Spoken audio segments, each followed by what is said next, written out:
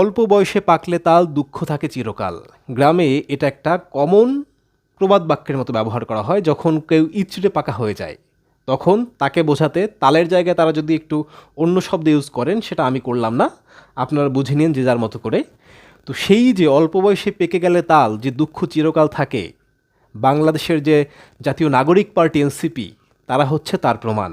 কোথায় কোন কথা বলতে হবে, কোন জায়গায় আসলে কোন হুমকিটা দিতে হবে, কোথায় নরম সুরে কথা বলতে হবে, কিংবা পলিটিক্যাল ভাষা আসলে কী হবে, এনসিপি এটাই ঠিক করে উঠতে পারেন। এনসিপি হচ্ছে পাড়ার বাচ্চা পোলাপানের মতো, কিংবা পাড়ার পাতি মাস্তানের মতো, আপনি যাই বলবেন ও তেরে যাবে।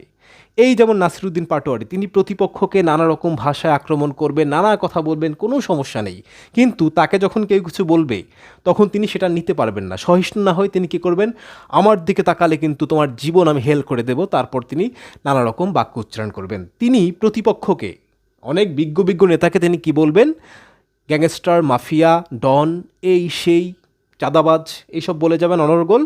কিন্তু প্রতিপক্ষের সমর্থক যখন তাকে একটু ডারবি নাসির বলবেন তখন তার রেগে যাবেন তিনি, তখন এটা নিতে পারবেন না, তখন তিনি কি বলবেন, তোর লাইফ হেল্প করে দেব।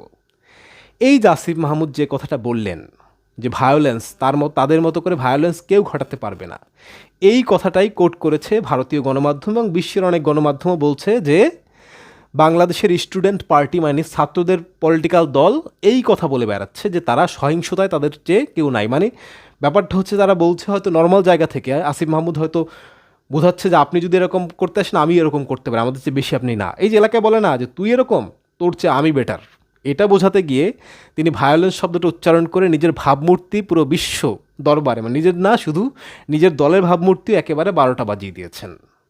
এবং তাদের আবার একটা আইকন আছেন, তিনি কে? তিনি হচ্ছেন আল্লামা হাদি, শহীদ আল্লামা হাদি। তিনি এক বিখ্যাত ডায়লগ দিয়ে বিখ্যাত হয়েছিলেন, কি যেন একটা ছিঁড়ে ফেলবেন।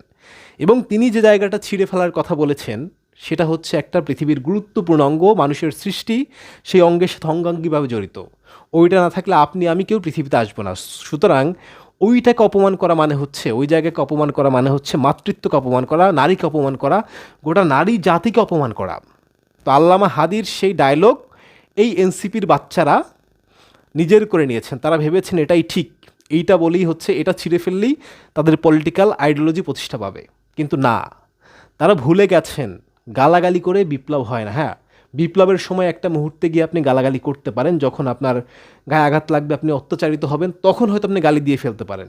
গালি এবং মানুষের কথা বলার ইতিহাস হয়তো সমান্তরাল। কিন্তু আপনি যখন সভ্য সমাজে থাকবেন, ভালো অবস্থায় থাকবেন, তখন এই গালিটার গ্রহণযোগ্য না, এবং গালির মানদণ্ড আছে। আপনি এমন কথা বলবেন, যে ওয়ার্ডটা আপনি তুলবেন তাতে হচ্ছে দেখা গেল যে আপনি অজান্তেই কিংবা